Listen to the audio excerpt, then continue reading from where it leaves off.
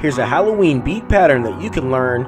It's a peyote stitch bead jack-o'-lantern. The bead jack-o'-lantern is a perfect charm of a carved pumpkin no one will eat, made with the peyote stitch technique, which may seem like a trick, but it's still a treat.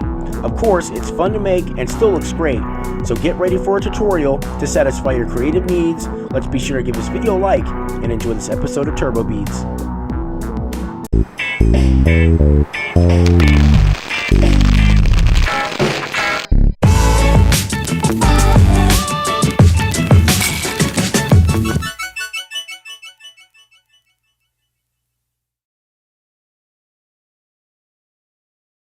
Here's the list of everything you need to make the peyote stitch bead jack-o'-lantern. Making the peyote stitch jack-o'-lantern, we'll start out with the pattern here. What we'll do is we'll lay out the beads in the center row of this pattern in a 2-1-2-1 sequence. This middle row is called the spine, which we will add to string and build around in order to make this pattern. As you can see, I've left an image on screen of this pattern, so lay out the beads just as the image shows. Once you have these beads all laid out, here is what it should look like. This will make things a bit easier to keep our place when adding them to the string. Next, you'll need 2.5 feet of string, then matching up the ends. Before we can add any beads to the string, we'll need to decide on which end of string will be for the bottom row and which end of string will be for the top. Once we've decided this, we're ready to add the beads to the string. Let's start out by taking a bead furthest to the left at the bottom and adding it to the string designated to the bottom. Next, we'll take the bead furthest to the left at the top and add it to the string designated to the top. When you have the beads on the string, feel free to hold both ends of the string, letting those beads fall to the bottom. Now you'll take the bead furthest to the left in the middle and you'll add it to both strings, remembering to let those beads fall to the bottom. Continue repeating these same steps when adding beads to the string, taking the bead furthest to the left at the bottom and adding it to the string designated to the bottom, taking the bead furthest to the left at the top and adding it to the string designated to the top, then taking the bead in the middle and adding it to both strings. As you can see, adding beads to the string is pretty simple. I'll also let this step play out as a visual reference so that you can easily understand it clearly. Don't forget, that's the bead furthest to the left at the bottom, added to the string designated to the bottom, taking the bead furthest to the left at the top, adding it to the string designated to the top, and taking the bead furthest to the left in the middle on both strings, letting those beads fall to the bottom of the string.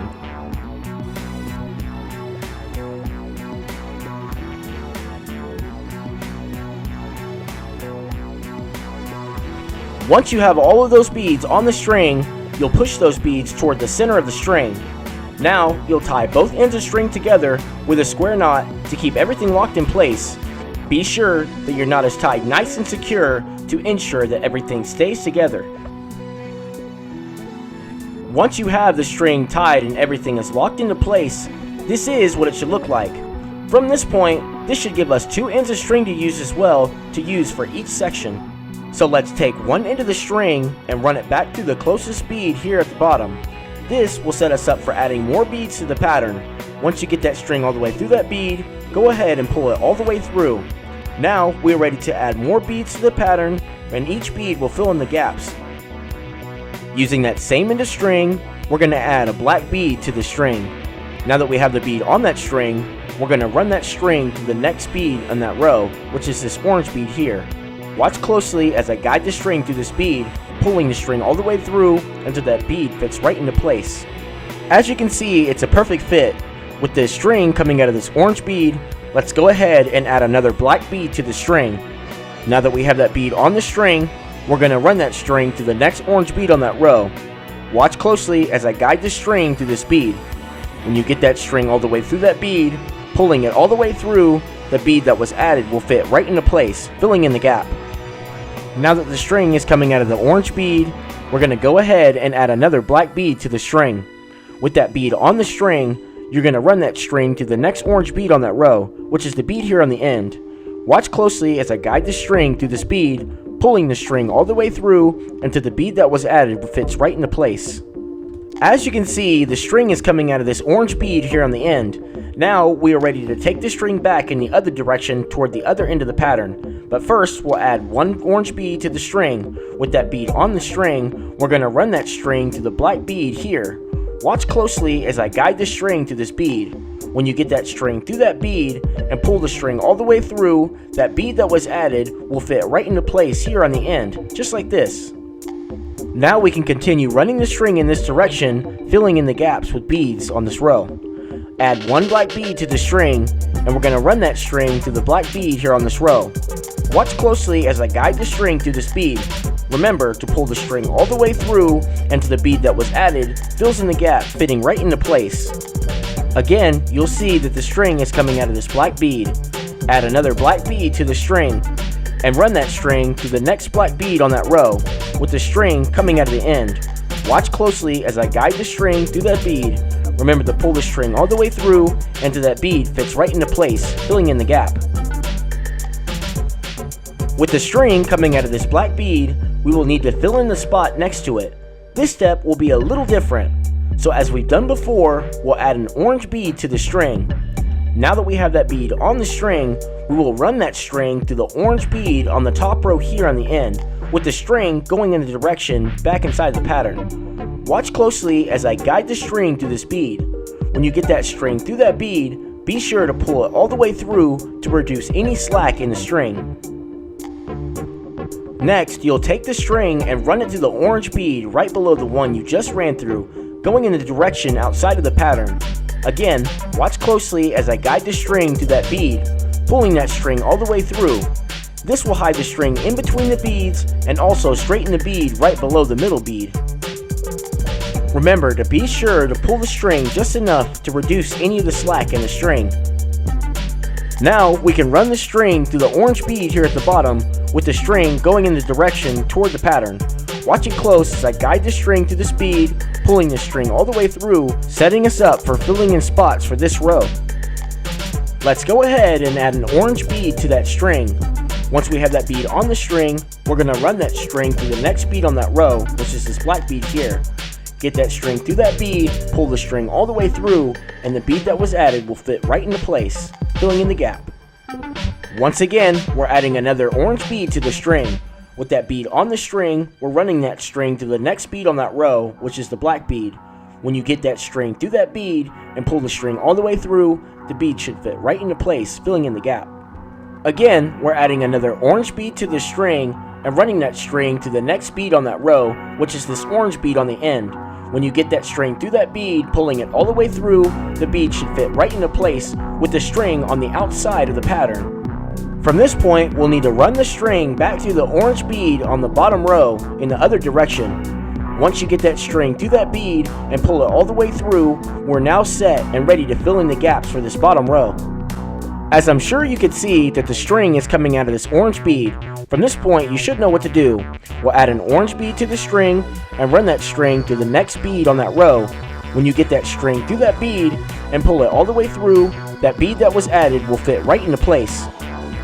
And once again, as we've done before, we'll add another orange bead to the string. With that bead on the string, you're going to run that string to the next bead on that row, which is this orange bead here, pulling the string all the way through, and the bead that was added will fit right into place, filling in the gap, just like this. So now that we've reached this point, we're going to need to run the string through the orange bead here on the end, leaving it there for later use. Watch closely as I guide the string through this bead. When you get that string through the bead, be sure to pull the string all the way through. Now that we have the string coming out of this bead on the end, remember, we will keep it here for later use. With the lower half of this project finished, we're now ready to start the upper half of this project. So let's take the other end of string and we're going to run it through the orange bead here at the top. Watch as I guide the string through this bead, pulling the string all the way through, setting us up for filling in the gaps here on the top row. Now that our string is all set, let's add an orange bead to that string. With that bead on the string, you'll run it through that next bead on that row, which is the black bead. When you get that string through that bead, pulling the string all the way through, that bead that was added to the string will fill in the gap. Let's continue filling in the gaps for this row. Add another orange bead to the string. With that bead on the string, running that string to the next bead on that row, which is this black bead here.